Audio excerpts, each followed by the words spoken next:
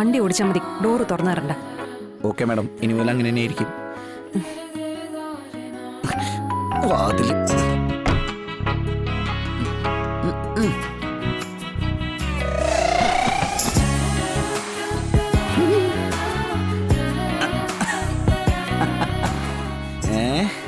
എന്താണ് മാഡം പന്തം കണ്ട പെരിച്ചാഴ് പോലെ നിൽക്കണേ?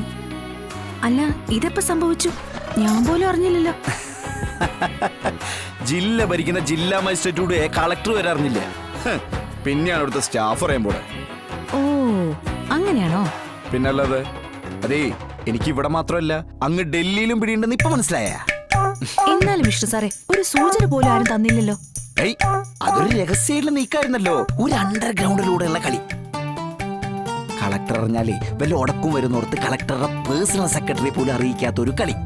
ഇപ്പൊ മനസ്സിലായ? അതിന്റെ ഒരു ഗർവിലാണ് അനുമേടത്തിന്റെ മേടഭാഗത്തേക്ക് പോയത്, കണ്ടില്ലേ? എന്നാലും സാറേ. അയ്യോ, ചതിക്കരുത്. ഞാൻ ഇവിടുത്തെ ഡ്രൈവറാ. ഡ്യൂട്ടി സമയത്ത് നോ ഹസ്ബൻഡ് നോ കുടുംബം എന്ന് കൃത്യമായിട്ട് ഓർമ്മപ്പെടുത്തിയിട്ടുണ്ട്. അതുകൊണ്ട് സാറ് വിളി വേണ്ട കേട്ടാ. Only driver. അതാവുമ്പോ കേൾക്കാൻ ഒരു സുഖമുണ്ട്. നമ്മുടെ അടുത്ത സ്ഥാനം ഓർമ്മ വരുമല്ലോ. എന്താ ചെയ്യാ? അല്ല, എന്നാലും ഇവിടെ എന്ത് മാജിക്കാ ഉപയോഗിച്ചേ? സംഗതി സിമ്പിൾ അല്ലേ കുട്ടി. എന്റെ പേരെന്താ? വിഷ്ണു. വിഷ്ണു എന്ന് പറഞ്ഞ ആരാ? സകല ചരാചരങ്ങളിലും നിറഞ്ഞു നിൽക്കുന്ന ദിവ്യ തേജസ് അല്ലേ? അപ്പൊ പിന്നെ തൂണിലും തുരുമ്പിലും ഒക്കെ ഉണ്ടാവില്ലേ? ഇപ്പതേ കളക്ടറേറ്റിലും ഉണ്ടായിരുന്നു കരുതിയാ മതി. പിന്നെ ഈ ആദ്യ ദിവസമായോണ്ടേ ഇവിടുത്തെ കാര്യങ്ങളൊന്നും വശമില്ലാത്തോണ്ട് ചോദിക്കുക. ഇവിടെ ഞാൻ ഇനി എന്തെങ്കിലും ചെയ്യണോ?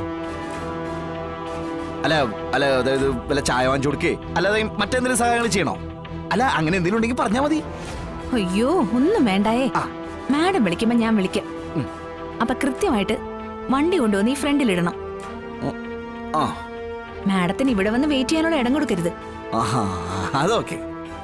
പിന്നെ എന്നെ വഴക്കും കേൾപ്പിക്കരുത്. അത് പറ്റൂ.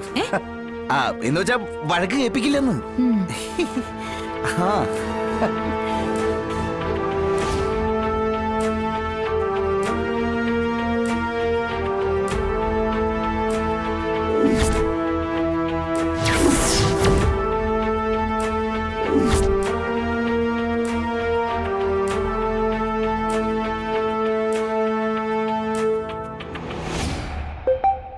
അയ്യോ, ഫോൺ.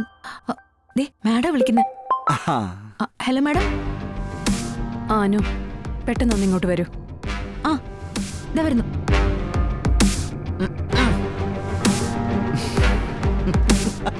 ദൈവത്തിനറിയാം ഇനി എന്തൊക്കെ ഇവിടെ നടക്കുന്നു.